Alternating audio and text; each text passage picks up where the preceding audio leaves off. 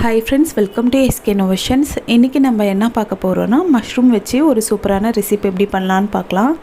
இப்போ ஒரு பேனில் 1 டீஸ்பூன் அளவுக்கு எண்ணெய் விட்டுருக்கேன்.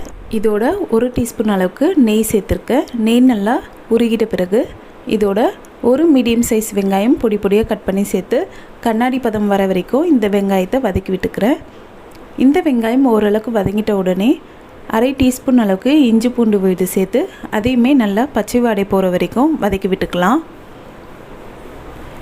இப்போ பார்த்திங்கன்னா வெங்காயம் கண்ணாடி பதத்துக்கு வந்துடுச்சு. அடுத்து இதோட 100 கிராம் அளவுக்கு மஷ்ரூம் கட் பண்ணி சேர்த்துக்கலாம். இந்த மஷ்ரூம்லேருந்து நமக்கு தண்ணி வரும். அதனால் ஒரு 5 நிமிஷத்துக்கு இதை அப்படியே வதக்கி விட்டுக்கலாம். இந்த மஷ்ரூம் கூட பார்த்திங்கன்னா இந்த ரெசிபிக்கு தேவையான அளவுக்கு உப்பு சேர்த்து வதக்கி விட்டுக்கிறேன். இப்போ பார்த்திங்கன்னா தண்ணி மஷ்ரூம்லேருந்து வர ஆரம்பிச்சிருக்கு. ஒரு 5 நிமிஷம் ஆகட்டும். இப்போ 5 நிமிஷம் ஆகிடுச்சு. மஷ்ரூம்லேருந்து தண்ணிலாம் நல்லா வந்துடுச்சு. இப்போ அடுத்து இதோட அரை லிட்டர் அளவுக்கு தண்ணி சேர்த்துக்கிறேன். இப்போ இதை நல்லா கலந்து விட்டுட்டு ஹை ஃப்ளேமில் வச்சு கொதிக்க வச்சுக்கலாம்.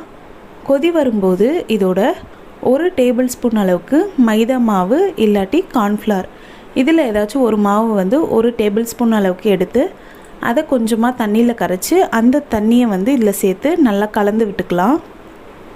இப்போ பார்த்திங்கன்னா இந்த தண்ணி நல்லா கொஞ்சம் கொஞ்சமாக திக்காக ஆரம்பிக்கும்.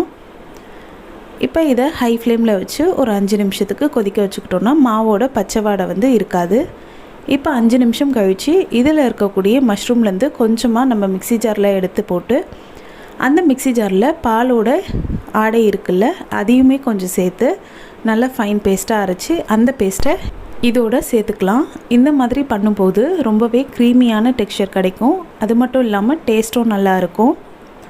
பால் ஆடைக்கு பதிலாக நீங்கள் ஃப்ரெஷ் க்ரீம் கூட 1 டேபிள் ஸ்பூன்லேருந்து 2 டேபிள் ஸ்பூன் அளவுக்கு சேர்த்துக்கலாம்.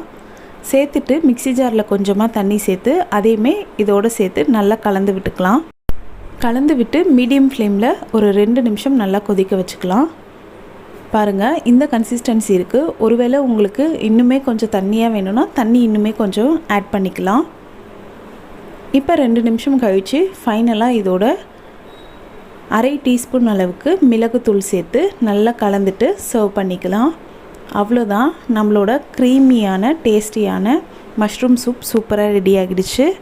ஈவினிங் டைமில் குழந்தைங்கள்லேருந்து பெரியவங்க வரைக்கும் எல்லாருக்குமே இதை கொடுத்தீங்கன்னா விருப்பமாக சாப்பிடுவாங்க. கண்டிப்பாக ட்ரை பண்ணி பாருங்கள். இந்த வீடியோ உங்களுக்கு பிடிச்சிருந்தால் லைக் பண்ணுங்கள், ஷேர் பண்ணுங்கள், கமெண்ட் பண்ணுங்கள். நம்ம சேனலை ஃபஸ்ட் டைம் பார்க்குறீங்கன்னா மறக்காமல் சப்ஸ்கிரைப் பண்ணுங்கள். தேங்க்ஸ் ஃபார் வாட்சிங் ஃப்ரெண்ட்ஸ்.